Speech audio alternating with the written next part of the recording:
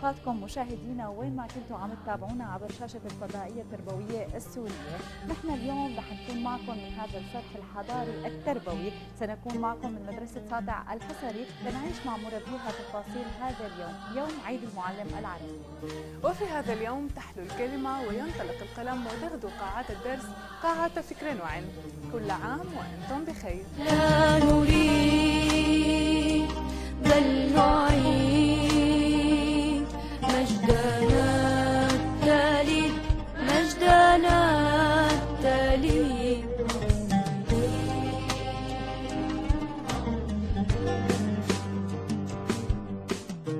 يسعد اوقاتكم مشاهدينا. طبعا بيسرنا نحن وياكم ان نرحب بالاستاذه سمر سكر مديره مدرسه ساطع الحصري لنتعرف اكثر على هذا الصرح الحضاري التربوي. يسعد اوقاتك وكل عام وانت بالف خير ان شاء الله. انتم بالف خير واهلا وسهلا فيكم.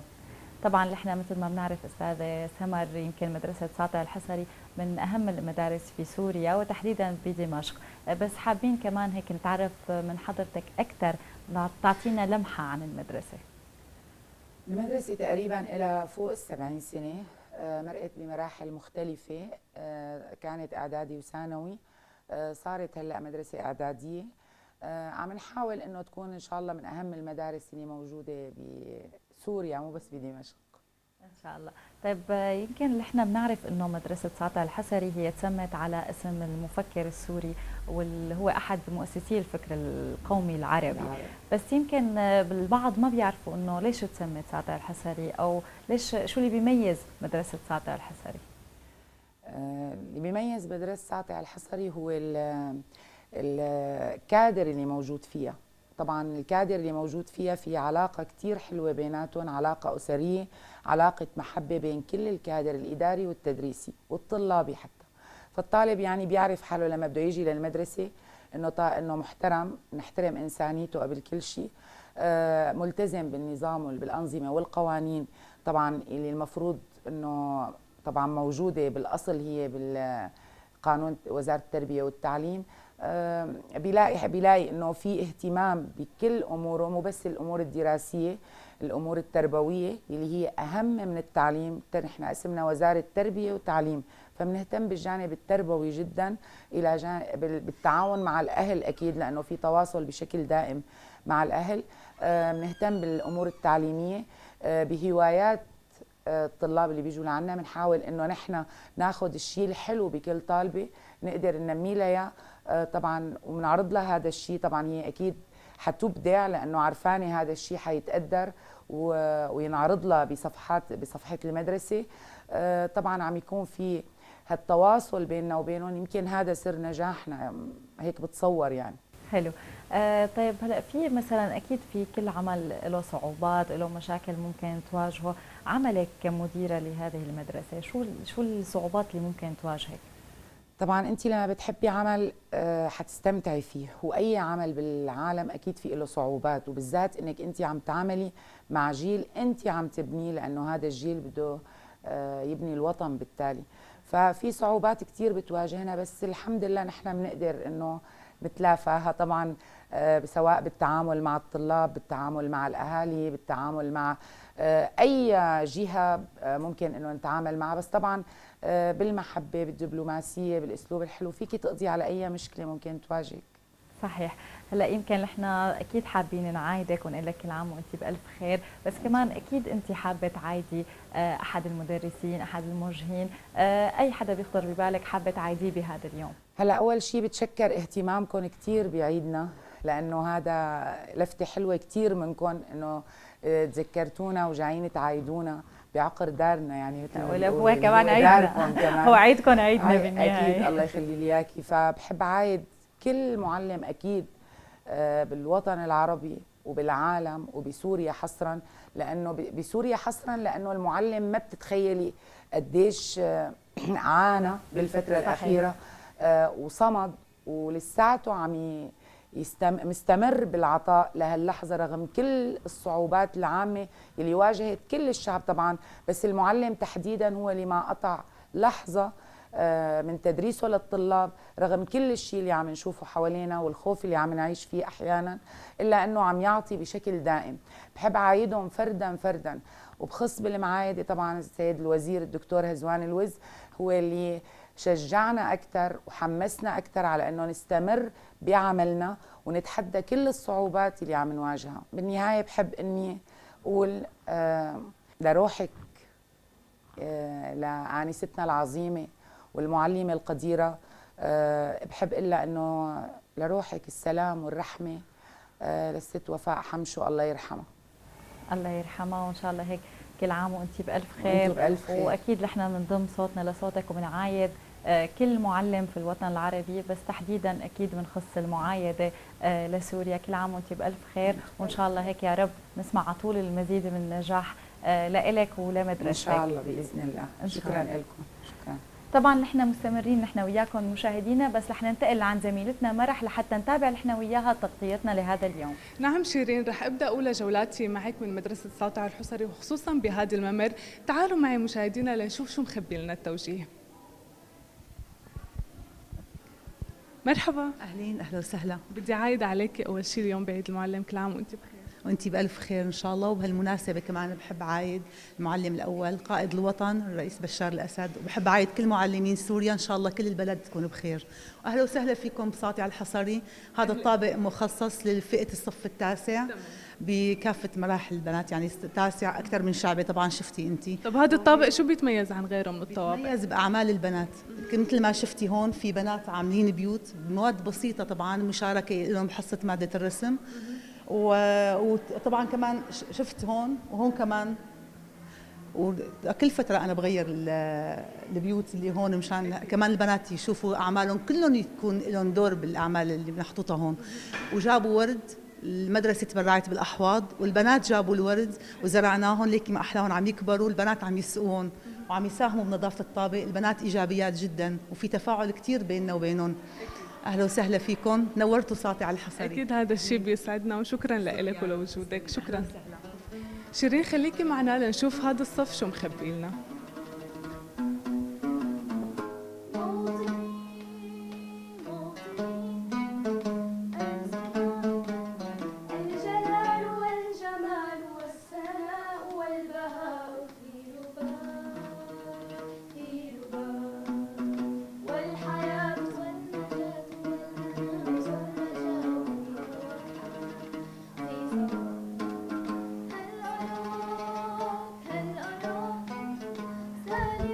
مرحبا. اهلين، كيفك أنسة؟ الحمد لله تمام. بدي عايد عليك اليوم بعيد المعلم، كل سنة وانت سالمة. انت سالمه يا رب.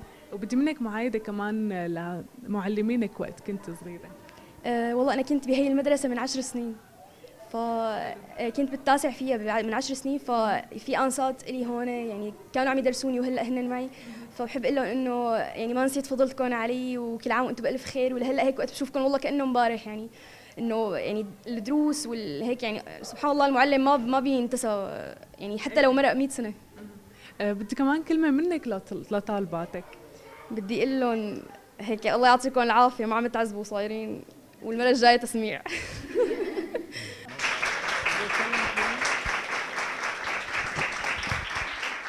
عندك شي موهبة تانية هلا انه غير العود؟ هلا والله مليان عنا في جيتار. تفضلي جودي. شكرا دلع، يعطيكم العافيه. شكرا. يلا تفضلي. تفضلي جودي.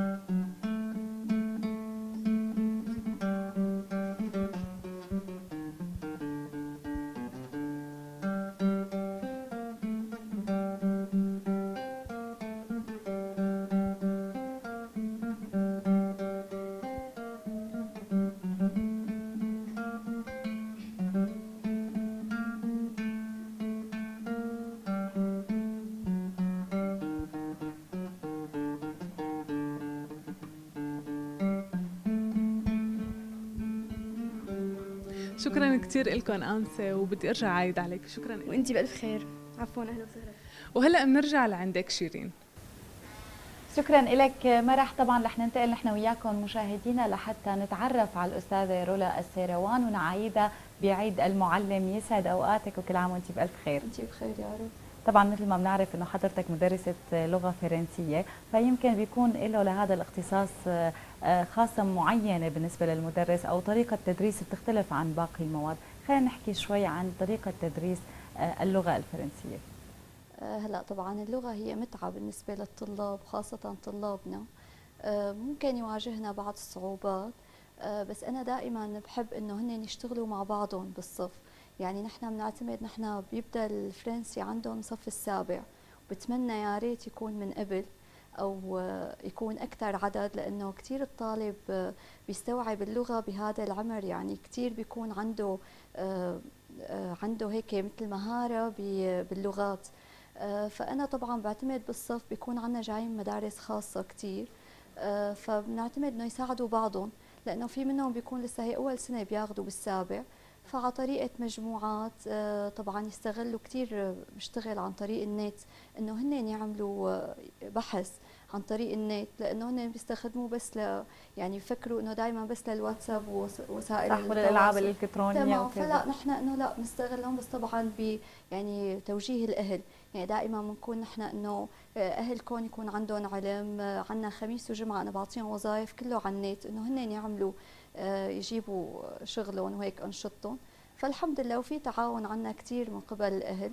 يمكن هذا السؤال اللي كنت اسالك اياه، انه قد ايه مهم انه يكون في تواصل بين الكادر التدريسي والاهل لحتى يكون يعني تيسير للعمليه التربويه. طبعا هلا خاصه اللغه، لانه دائما انا بعاني انه هن دائما الانجليش هن اللي كثير بيهتموا فيه، فالفرنسي هو لغه جديده يعني. فبتحسي الاهل اغلبيتهم ما بيعرفوا هي اللغه، فبدك تكوني من الصف هن حافظين وشاغلين. يعني ما دائما بنحط ببالنا انه هن ما في مين يساعدهم بالبيت، بس هن التعاون. المشكله مع الاهل دائما بتحسي الطالب المجتهد والشاطر هن اللي اهل بيتابعوه اكثر، ودائما بتحسينا انه بنطلب يعني كثير بنتمنى من الاهالي يساعدوهم. حرام في اهل كثير بيتساعدوا معنا. انا بكل صف بحاول انه اسال مين اللي ما عندهم حدا يساعدهم ابدا. فبحط طالبه، يعني بكل جروب نعملهم بحط طالبه او طالبتين هن يساعدوا رفقاتهم. وعن جد نحن عندنا شغله انه متعاونين البنات مع بعضهم، وبيحسوا حالهم انه هن عن جد هن اللي عم بيعطوا الدرس. فكتير هي شغله متميز فيها يعني الحمد لله. حلو. يمكن ذكرتي انه بيكون الطالب اغلب الاوقات او حتى الاهل بيكون التركيز على اللغه الاولى، او فينا نقول اللغه الاولى عالميا اللي هي الانجليزي. فهو برايك ما بيكون في صعوبه بين انه الولد اذا بلش من بدايه دراسته انه هو يتعلم لغتين بنفس الوقت، او لا ما في مشكله انه هو مثلا بعد ما يتقن لغه الانجليزي ينتقل لتعلم لغات ثانيه؟ يعني برايك اي افضل، انه هو يتقن اللغه ويخلصها ويبلش بلغه ثانيه، ولا لا يتعلم اكثر من لغه بوقت واحد؟ هلا كنا قبل هيك نفكر انه لا، انه الطالب ما بيقدر انه يتعلم لغتين، بس بعد ما دخلت بتحسي انه الطالب عنا عن جد ذكي. يعني انه بالعكس، انا لقيت وقت عم بيتعلموا الفرنسي كثير، الفرنسي وقت بيتعلموه كثير سهل يتعلموا الانجليزي، حتى عم يستسهلوا. فالطالب عنا لا بالعكس، انا حسيت انه لازم يتعلم من هن واصغر، حتى يعني من عمر مبكر، مو من السابع نبدا. يعني من اي عمر برايك ممكن يعني نحن نبلش؟ ممكن مثلا من صف الثالث رابع بيبدوا بالمدارس الخاصه. فيا ريت عنا هيك انه ولو مثلا يبدا مو وصلان للسابع هو عم ياخذ احرف، يعني يكون من المؤسس. فالطالب او الطفل بيكونوا لسه يعني صغار، فكتير عنده قدره للاستيعاب بطريقه كتير ذكيه. ونحن حتى يعني مو هلا انا بقول لهم انتم نحن عم نستفيد منكم، يعني اكثر نحن عم نعطيهم لغه، بس نحن عم يعطونا افكار كتير جديده. طبعا انسه رولا، يمكن في البعض بيعتمد طريقه الترجمه لتدريس اللغات الأجنبية. يعني بيصير إنه كل جملة بلغة أجنبية نحن بنرفقها بلغة عربية. برأيك هذا الأسلوب صحيح ولا لا؟ نحن لازم نعلم اللغة مثل ما هي، ما في داعي للترجمة؟ هذا الشيء ممكن يعود الطالب على الكسل. هلا لا، انا ضد هي الفكره انه نترجم لهم كلمه كلمه، ولا انه مو كمان انا فوت على الصف واحكي كله فرنسي وما يفهموا علي.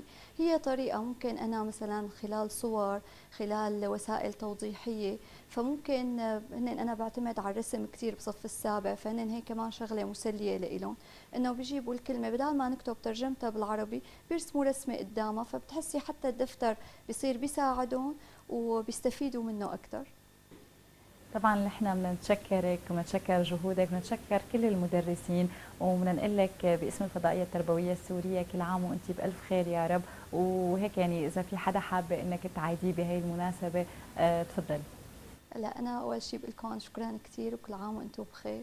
حابه عايد، هو انا ما بحسه انه بس عيد معلم، حابه اتشكر طلابنا يلي هن عن جد بهي الظروف الصعبه عم يجوا على المدرسه ولسه هيك متحدين كل الظروف، وحنكمل دراستنا وحنقول لهم نحن حنضل معكم وحنضل متابعين هالمسيره الحلوه. شكرا كثير لك. اهلا وسهلا. مشاهدينا رح ننتقل نحن وياكم لعند زميلتنا مرح. مو هو أعطي فاعل. إذا أردت الآن أن أحول. نعم شيرين، وأنا هلأ معك من شعبة التاسع ثالثة مع معلمة اللغة العربية، وهلأ رح ندردش شوي نحن وياها. الآن سناهد معراوي، أهلا وسهلا فيك اليوم. بداية بدي أعيد عليك بعيد المعلم. الله يسلمك، كل عام وأنتم بخير يا رب. هلا بدنا نحكي معك شوي، كلياتنا كنا طلاب، شو بتقولي كلمة لمعلمينك القدام اللي درسوكي بالصغر؟ طبعا أنا بحيي كل معلمة يعني كانت لها ذكرى في قلبي. طبعا المعلمات كثيرات لواتي يعني لهن أثر في قلبي. كل عام وأنتن بخير. يعني طبعا الحمد لله يعني أنا استطعت أن أسير في نفس الطريق الذي يعني ساروا به وسرتن به. يعني نأمل أن نكون خير خلف لخير سلف. شو بتقولي كلمة لطالباتك بهذا اليوم؟ طبعا طالباتي هنا طالبات متميزات، يعني العلاقه بيننا هي علاقه يعني علاقه موده دائما وعلاقه اخوه. اتمنى منهن ان يبذلن كل الجهد لانهن يستحققن كل شيء يتمنينه. يعني انا فخوره بهن كثيرا، واعتقد انهن قادرات على تحقيق كل الاماني والامور التي يريدن القيام بها. يعني بجهد بسيط جدا يستطيعن تحقيق كل شيء. بدي أسألك شوي عن العملية التعليمية، كيف بيتم التعاون بينكم وبين الأهل؟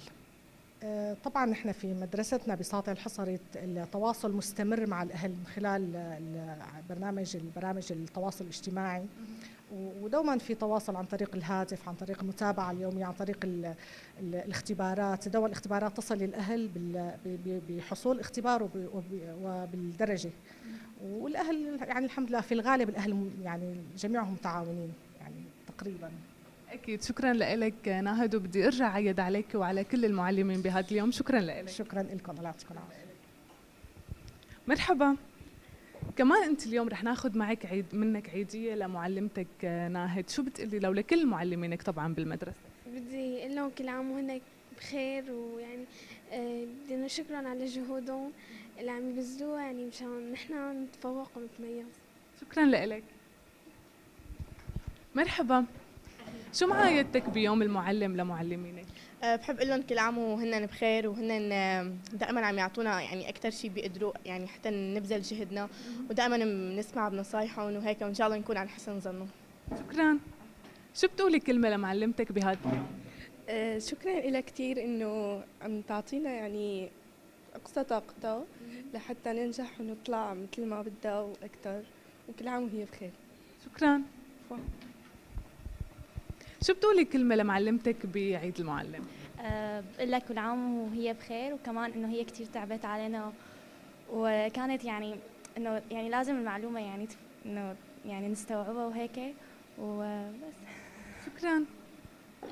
كيف تعيدي معلمتك بعيد المعلم؟ بقول لك كل عام وانت بخير، وشكرا لك انه عم تبذلي كل جهدك مشان انه نحن نطلع مناح وناخذ علامات منيحة.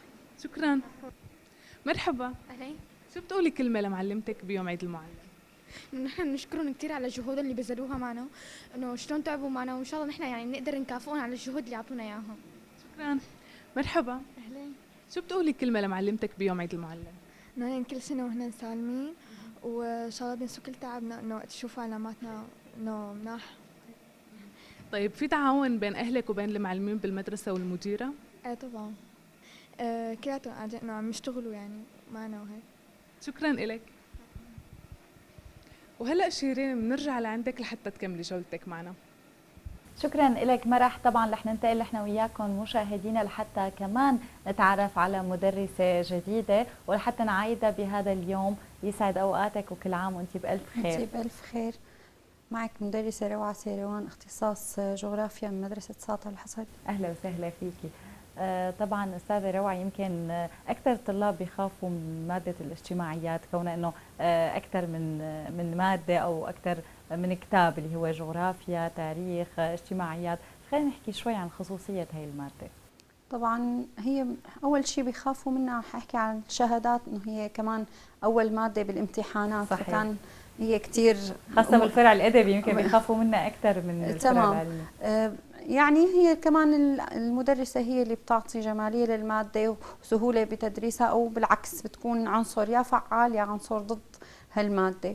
ف يا بتحبب الطالب بهالمادة أو ما بتحببه فيها وبتخليه عبء فوق الكتاب. فالحمد لله نحن بنحاول قدر الإمكان نسهل المعلومة، نبسط المعلومة بوسائل حديثة، استخدام الوسائل التعليمية الحديثة لنبسط المعلومة قدر الإمكان ونوصلها للطالب بطرق الحديثة. نعم. طيب هلا يمكن ذكرتي انه استخدام الوسائل الحديثة او التقنيات الحديثة او حتى استخدام الانترنت، يعني بدل ما الطالب يكون استخدامه للانترنت او الوسائل التواصل الاجتماعي فقط للتسلية، ممكن انه احنا نستخدمها كوسيلة للإيضاح، وسيلة للمعرفة. كيف حضرتك كمدرسة تقدري توظفي هدول الوسائل لحتى تعطي النتيجة الأكبر بالعملية التعليمية؟ طبعا نحن عنا وخاصة المنهاج الجديد للمراحل الصف السابع، نحن عنا المشاريع مع نهاية كل درس هن عندهم مشروع بدهم يروحوا على البيت يشتغلوا فيه، فهو حيكون أكيد بده يطلع الطالب المشروع من النت وبده يبدع، فهو شغل وقته بمعلومات مفيدة وصار في عنده روح تنافس مع زملائه بالصف انه انا بدي لا مشروع يكون الافضل، مشروع يكون الاكمل، ففي روح من التنافس بيناتهم. نفس الوقت وظفوا وسائل الاتصال الحديثة والنت بشيء مفيد. طيب شو اكثر وسيلة بتحسي انه هي ممكن تساعدك بشرح المواد؟ مثلا ممكن رسم الخرائط، ممكن البيانات، او في وسائل ثانيه ممكن تستخدميها؟ هلا نحن عندنا منهاجين، المنهاج الجديد والمنهاج القديم. بالنسبه لصف التاسع اللي بيساعدهم اكثر طبعا رسم الخرائط لانه هي نازله بمنهاج ونفس الوقت هي بتثبت المعلومه. بالنسبه لصف السابع المنهاج كثير مثرى بصور وبتساعد بصور للماده، بتساعد كثير الطالب انه يثبت المعلومه لانه هو ثبتها بصريا ورجع اخذها سمعيا، فعرضهم للكتاب كثير مفيد بالنسبه للطالب خاصه ماده الجغرافيا. فهو الوسيله التعليميه الاولى بالنسبه للطالب، مثرى بصور ومثرى بمصورات جدا مفيده. حلو. طيب هلا انا رح ارجع انا وياكي بالزمن هيك شوي لورا ونتذكر وقت اللي كنتي طالبه. هلا كمان الطلاب عم يشوفوكي وعم يعايدوكي، بس كمان هذا الشيء بيخليكي شوي ترجعي تتذكري انه وقت اللي كنتي بعمرهم كان اكيد في مدرسه يمكن اثرت فيكي، اثرت بطريقتك بالتدريس لبعدين او حتى بحياتك العامه. ففي مدرس مثلا بتحسي انه هو ترك اثر عندك بحياتك؟ طبعا في كثير مدرسين تركوا اثر بحياتنا اكيد، واصلا مسيرتنا نحن اخذناها قدوه فيهم، خاصه انه هن كانوا تربويين قبل ما كانوا تعليميين. فانا كثير بشكر انستي اللي هلا ما بنساها ابدا، هي هلا موجهه اختصاصيه لانسه خلف، فاطمه خلف، هي موجهه انجليزي، كانت موجهه انستي بالبكالوريا، فكنت كثير كانت قدوتي بكل شيء، فانا كثير بحبها وبوجه لها كل عام وهي بخير. طبعا احنا كمان بنوجه لها تحيه وبنقول لك كمان كل عام وانت بخير. واذا في حدا حابه كمان تعايديه فتفضلي. اول شيء بعايد كل مدرسين سوريا كل عام هن بخير، بعايد شعب سوريا كله وقائد الوطن، ان شاء الله السنه الجايه بنكون افضل ولافضل، ومعايد الجيش العربي السوري. شكرا لك وان شاء الله يا رب هيك كل عام وانت بخير، وعلى طول هيك عم نستنى النتائج الحلوه منك ومن طلابك. شكرا. مشاهدينا رح ننتقل نحن وياكم لعند زميلتنا مرح. شو محضرتي لنا؟ مكملة معك شيرين بجولتي ومع المشاهدين أيضا، وناطرتنا حصة درسية جديدة ومواهب جديدة، خلينا نتعرف عليها. هلا طبعا الشكل النهائي اللي بدي أحصل عليه هو هذا الشكل، لأنه أنا بدي أضيف زخارف. مرحبا. أهلا وسهلا. يعطيكي ألف عافية. الله يعافي قلبك يا رب. بداية بهذا اليوم بدي عايدة عليك كل سنة وأنت سالمة. وأنت سالمة. هلا أنت اليوم حصتك رسم، معلش تعرفينا على المواهب اللي عندك؟ هلا طبعا نحن عندنا كثير مواهب متعددة من الصبايا، بتحبي نعمل جولة عليهم وتشوفي أعمالهم. هبدا من هون، في عندي الطالبة الماسة يوسف، خلينا على اللوحة الملونة الماسة. طبعا الماسة بترسم بشكل حلو، هن بالسابع عم يتعلموا طبعا هلا قواعد الرسم، بعض المواضيع بتعتمد على الخيال والبعض منها بيعتمد على القواعد الأساسية بالرسم. تفضلي. هون عندنا مثلا طالبة مثل ما شايفة حضرتك، هلا عاملة هي لوحة مزخرفة بالخط الكوفي. حنشوف بقية أعمالها كمان بالدفتر. تمام. هاي درس عن تصميم الأسلحة. طبعا طالبة اسمها روان الحموي، كمان بتحب رسم الشخصيات الكرتونية، وكمان هون مزخرفة اسمها بالخط الكوفي. طيب روان، شو بتقولي كلمة لمعلمتك بهذا اليوم؟ طبعا هي كل سنة وهي سالمة، ويعني عم تعطينا كثير معنويات لنقدر نرسم. طبعا هي بتشرح الدرس يعني كثير منيح، وبتفرجينا أمثلة مشان نحن ناخذ أفكار ونرسم على نمطها. شكرا لك. خلينا نكمل. موهوبة كمان بتحب كثير رسم الرسوم الكرتونية الأنمي، وبتتدرب عليها بشكل مستمر، بس بترجع هي بقى بتبدع من عندها أعمال متنوعة بهالمجال هذا. تمام، خلينا نشوفها أكثر. وحضرتك شو بتقولي كمان لمعلمتك بعيد المعلم؟ بحب أقول لها كل سنة وأنت سالمة وإن شاء الله تضلي بخير. شكرا. طيب في عندي تالا كمان، تالا نويلاتي، كمان مثل ما شايفة حضرتك. طبعا تالا من الطالبات المميزات انه بتعرف تعمل عمل فني متكامل. هذا الشيء اللي كثير انا بحبه فيها، انه وقت اطلب منها تعمل لوحة قادرة على انه توزع وتشكل عناصرها بشكل كثير جميل وتوصلها للنهاية انه لوحة. فكمان اعمالها مميزة. ترجينا اعمال ثانية بدفترك تالا. كمان هي من اعمال الزخرفة يلي تالا عملتها بالخط الكوفي. تمام. هي تصميم شعار، هي كمان خط كوفي. أكيد. تعالى، شو بتحبي توجهي كلمة لمعلمتك بيوم عيد المعلم؟ إنه كل سنة وهي سالمة، وإن شاء الله دائما هيك يعني بتهتم بهالمدرسة وتكون آنستنا يعني. شكرا لك. نعم. كمان عبرت عن عيد المعلم طبعا بشكل رمزي، هذا بنسميه رسم باستخدام الرموز للتعبير عن فكرة معينة. كمان دفتر تقى، أرجينا تقى مواضيعك. هون مصممة غلاف مثلا لمجلة. أرجينا بقية المواضيع لو سمحتي. تمام. هون كمان عم تعبر عن الزخرفة. هون عن الفن التجريدي، عم ياخذوا أعمال مثلا لفنان مثل موندريان ويطبقوها على قطع أخرى نحن ممكن نستخدمها بالحياة، يعني أشياء بنستخدمها بحياتنا بس كيف إنه نظهرها بشكل فني.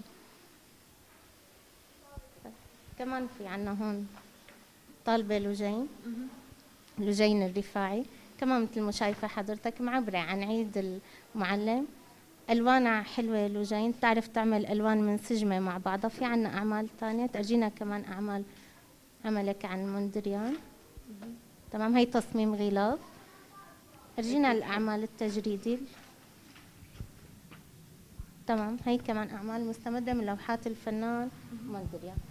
هون عنا الطالبة إيلاف، كمان إيلاف ألوانها جريئة، ألوانها قوية، بتعبر عن شخصيتها بشكل كتير واضح وحلو. كمان هي عبرت لنا عن عيد المعلم بهالرسمة هي. كمان أرجينا أعمال ثانية إلى. تمام. هي رسمة عن الطبيعة. هاي فن تجريدي كمان مستمد من أعمال الفنان موندريان. هون حولته على زي من الأزياء، كيف فينا نطبق نحن لوحات شهيرة على أشياء بنستخدمها بحياتنا. طيب شو بتحبي تقولي لمعلمتك بيوم عيد المعلم؟ بحب أشكرها كتير لأنه هي كتير بتساعدنا، وبحب عايدها وبقول لها كل سنة وأنتي سالمة، وإن شاء الله تضل معنا بالسنين الجاية. شكرا لك. عفوا. كمان أنسة سمعنا إنه في مواهب غير الرسم، خلينا نشوفها أنا وياكي سوا.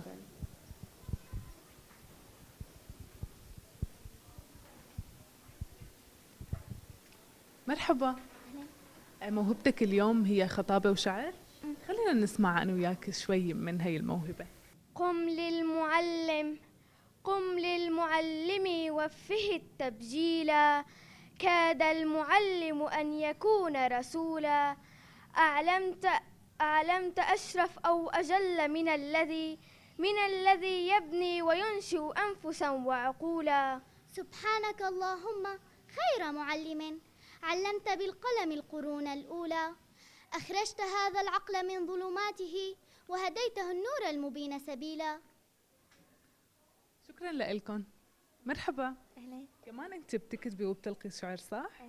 سمعينا شوي من موهبتك. إن دورك يا سيدي أن تكون منارة، سفينة الوطن بها تهتدي، أن تكون قدوة بها الأجيال فعلا تقتدي. لقد جئتك حاملا في يدي قلمي وفي قلبي حلمي، جئتك لتطرد مني جهلي وتغرقني في بحر علمي. شكرا لك. أنسة شكرا لك ويعطيكم ألف عافية، وبدي أرجع عايد عليك. شكرا كثير لكم، وأنتم يعطيكم العافية، وكل عام وأنتم بخير جميعا، وطالباتنا بخير، وبتمنى أكيد شوفهم بالمستقبل من المبدعات يلي عم يبنوا هالوطن بشكل كثير حلو ومميز لقدام. أكيد. شكرا لك. وهلأ مشاهدينا ما خلصت مواهبنا، خلونا نطلع لبرا لنشوف شو ناطرنا. In this day, just let me say, Happy Teacher's Day, for all the smile, for all the love, for all the atmosphere you gave. Just let me thank you in my way. Happy Teacher's Day. هيك بتكون خلصت جولتي معكم مشاهدينا بمدرسة ساطع الحصري. اليوم تعددت مواهب الطالبات، ولكن كلهم اجتمعوا على شكرا وامتنانه للمعلم. واليوم باسمي وباسم القناة التربوية بحب عايد كل معلم واشكره لكل معلم اشتغل بهالبلد وتعب فيها. وهلا بنرجع لك شيرين. بتشكرك مرح، وانا بدوري بدي اتشكركم مشاهدينا معلمون أعطوا فأكرموا، واستبسلوا فضحوا بحياتهم، ليروا الأرض بدمائهم، لتزهر ربيعا حقيقيا كما أرادوها لآلاف من الأبناء، أبناء الحياة. فطوبى لك أيها المعلم أينما كنت، ترسم لنا طريق النور من الجهل. إلى اللقاء، وكل عام وأنتم بألف خير.